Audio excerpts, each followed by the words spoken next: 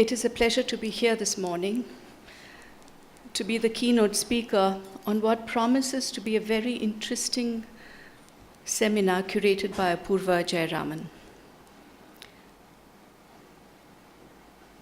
This morning I wish to start by asking a few questions pertaining to performance and practice of dance. Also, could we have the lights on the audience? This is one of the few rare occasions when we get to see you. I'm not performing.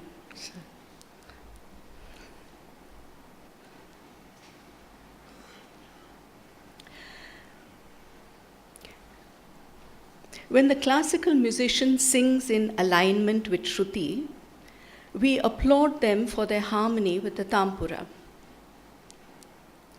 Hearing music of that quality fills the listener with saukhyam, relish. It is rasanubhava. I ask, do we as artists and audience wish to experience harmony and alignment in dance? Does the dancer need to align with anything, or does the dance exist in isolation? When space and time are the fundamental pillars of classical dance, should they not be the tampuras to which the dancer must align with? What is maintaining Shruti in dance? Do we need it? Is there need for this alignment? Does the audience, when watching a dance program, need to experience the harmony of a dancer in alignment with space and time? Or is it that the dancing body is trapped in the physical form and can therefore never align or transform? Or never should transform? Have we moved away from the very idea of transformation in dance? Does transformation apply only to musicians in music kacheris and not dancers in dance kacheris? Can dance be daivikam? What is tapasya in dance practice? I leave you with these questions and hope it generates an interesting discussion during the seminar. Repurposing the relevance of practice and performance. Classical dance is our critical heritage, and we as a society need to validate its purpose in our lives. The responsibility for this lies with all of us: organizers, artists, students of dance, scholars, dancers, academicians, people connected with dance performance, and dance enthusiasts. We need to reflect on many aspects of classical dance in practice, performance, appreciation, and the greater purpose it could convey. I remember when growing up, my mother took me to a lot of dance programs as she wanted to expose me to the greats in dance. T. Bala Saraswati, Yamini Krishnamurti, Sanjukta Panigrihe, Kamala Lakshman, Kanakarele, Roshan Vajifta, the list goes on. Even as a young girl, I remember the experience of coming away from the programs knowing I had seen something deep and beautiful, even though I could not fully understand what I had seen. My mother, a true rasika, would often return from the program in tears. From that time on, I sensed that classical dance had the power to emotionally move the viewer to take them beyond. There was resonance. Later on in the years when I was training with my gurus, my mother and I went to numerous programs, and we went as rasikas to look, to relish, and contemplate on what we saw. We often discussed the programs in detail as it provided artistic and poetic insights. These days, there is a different trend emerging where the emphasis is on the physicality of the dance rather than the soulful, thus making dance more performative than artistic, more externally oriented than internal. This also sets apart two distinctly different attitudes to dance. The performative captures our immediate attention both as practitioners and audience, as it stimulates us visually with a reaction to the dance. The performative in dance is characterized by a strong physicality in dance movement, a bold stage presence of the dancer together with confidence. Throughout the performance, the emphasis is on the I and is all dominating. So much so that poetry, subtext, nuances of technique, which is the key to the portrayal of characters, is all but lost. And this kind of dancing is so me-centric. Mannerisms of the individual, which break the aesthetics in dance, are often excused as the emerging style of the star performer, instead of it being seen as non-alignment with Shruti in dance. For the most part, in these performances, we see the dancer and not the dance. Most often, dancers seem to pick the performative mode as it gives them quick returns, applause, and perhaps a larger presence on social media. Performances like these also encourage a passive viewing by the audience. Since the audience is not expected to relate to or empathize with the dance, the audience can also sort of sit back and just have the dance happening in front of them, but not really participate. The artistic path, on the other hand, has fewer practitioners, as it requires internalization of dance, where the dance is supreme, not the dancer. Here, the dancer's body and being is only an instrument, a patra, a container, which is prepared for the purpose of creating a larger vision. A vision that is beyond the I, the me of the dancer. This path requires the dancer to have a thinking mind that moves away from the superficial, the surface, and dives deeper into the dance to allow immersion. This approach also allows the dancer to see a bigger vision, which brings a more thoughtful response to interpretation, content, technique, and concept. This deliberation by the dancer is vital if we in the audience are to feel the full intensity and magnificence of the dance form and to be taken closer to moments of rasa, so integral to classical dance. But for this, the audience too has to respond empathetically to complete the circuit from dancer to viewer. In this experience, resonance is created. For this topic of repurposing the relevance and practice of performance, I think it's vital we look at classical dance and ask ourselves what role we want it to play in our lives. Is it a form of entertainment, a distraction from our mundane lives, a performance where we can be passive onlookers? Or is it a space where we get a chance to discover other worlds far more intense than we could ever imagine, and where through the vision of the artist, we experience the unseen and hear the unheard? When classical dance has the power to take us from the ordinary to the extraordinary, do we want to miss out on this unique possibility to remain instead in the everyday? Surely classical dance has a greater purpose than fulfilling a function in our lives. This is a question we need to address collectively.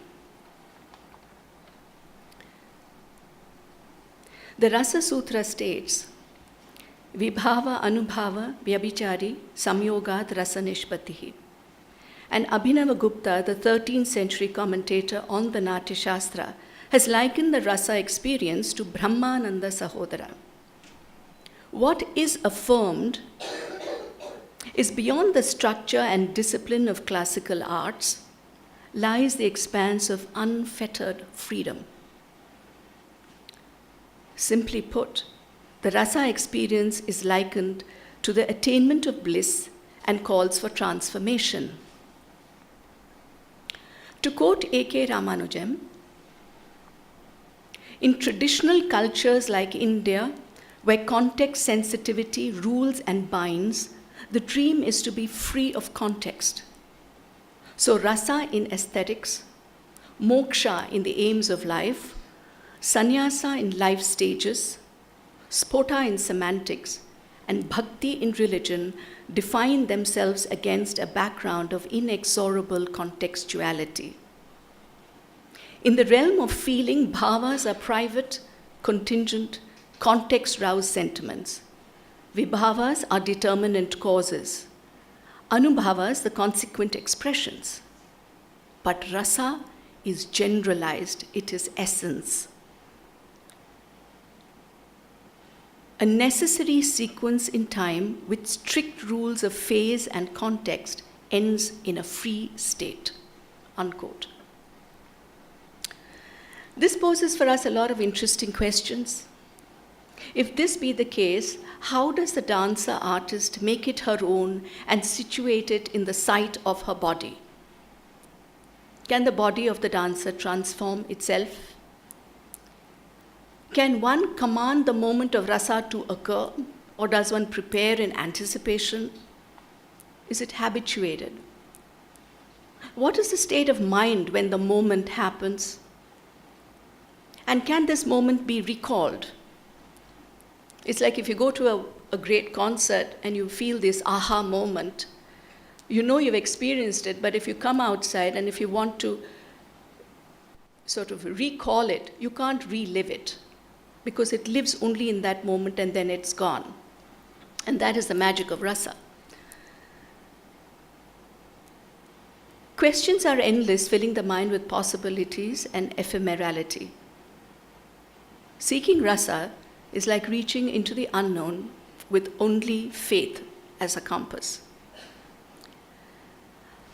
Coming back to the performative and the artistic, how do we inspire the next generation of dancers to look deeper at their art forms in practice and performance if we do not collectively eschew that which is superficial, melotum, patchy in concept, weak in technique, and poor in visualization?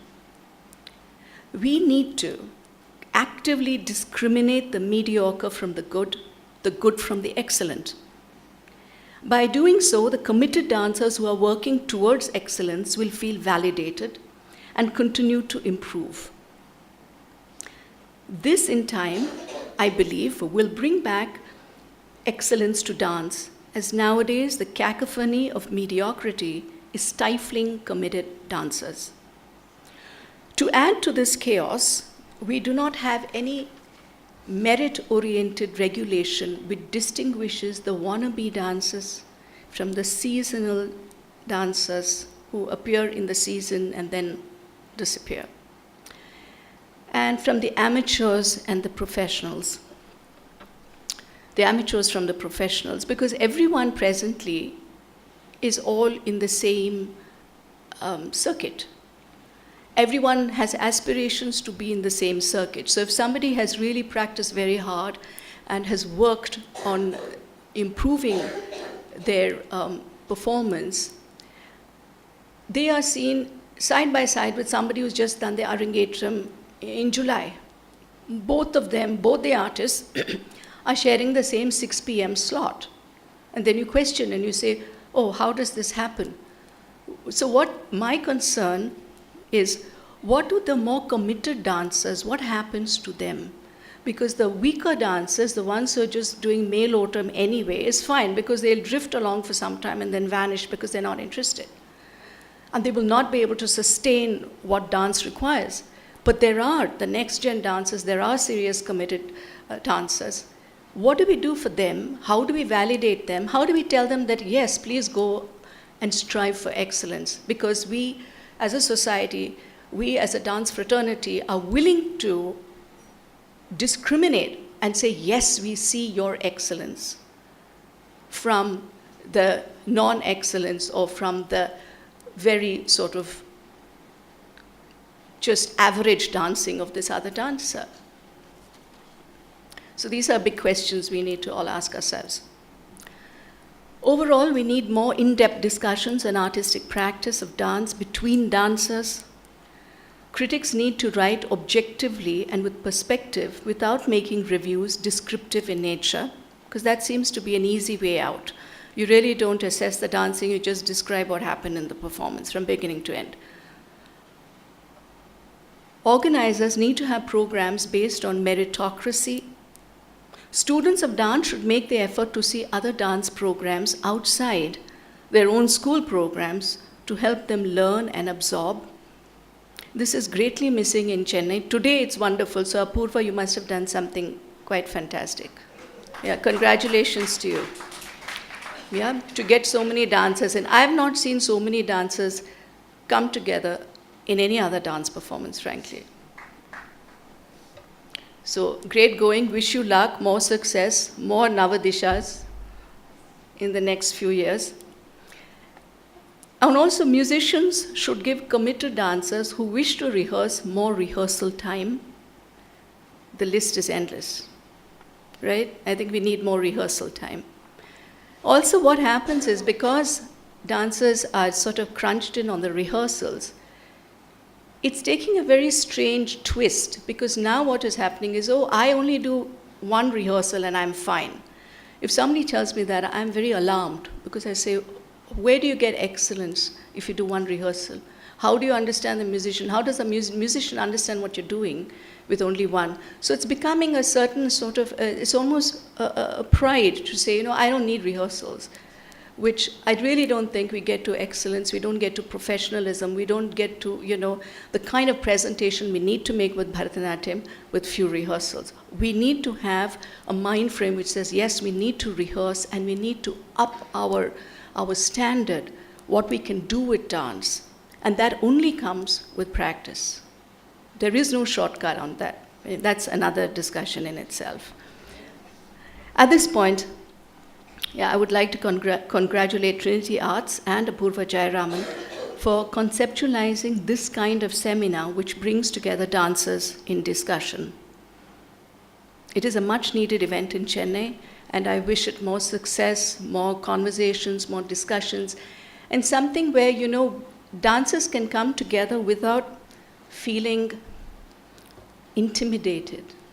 There's no reason to be intimidated. We need to talk dance, we need to discuss dance, we need to, be free about it and not feel, that we are not feel that we're going to be judged. And I think that's the thing. We need to get away from this mind frame which says we are going to be judged. Instead, no, we don't want to be judged. We just want to discuss. We want trust and we want to discuss. And we don't want it to be written on social media. Yeah, because that's another thing. Because the moment we say something and then it becomes this huge sort of issue on social media, I really don't think it's necessary. Dancers who are committed, who are thinking, who will finally make the contribution for the next gen. There are only a few of you who will make that contribution. But if you have the gift and you have the talent and you have the intelligence, then you need to work on your technique really strong, really hard, and then raise the bar. Because as I said, it belongs to you. The stage belongs to all of you sitting here. And we need to see that. And I'm just waiting to see that. I want to be able to say, in dance we have fantastic, we have 10, 15 absolutely terrific dancers who are going to, who will make contribution in the next 10, 15 years. In music, people are saying it, right? All the time I'm hearing this, oh, music, classical music, wonderful, so many musicians. So what is happening to dance? Why? Why not in dance? So then it's a deep question. And to say, can we look at it objectively and say, why is it not happening in dance? Does it mean that it cannot happen in dance? Are we saying it cannot happen? Dancers. Are we saying it cannot happen in dance? We cannot raise the bar. We cannot get pushed to that level of excellence. Are we saying that? Then do something, right? So do something. Now it's about saying, you all of you dancers out here have to put in that amount of effort, that amount of, like thinking to say, what can we do? If it not happened enough, it's happening in patches, it's not happening enough, what can we do? And if all of you do it, hopefully in the next 3, 4, 5 years, we will see a crop of dancers who are extraordinary. And that's my vision, or that's my dream. Thank you.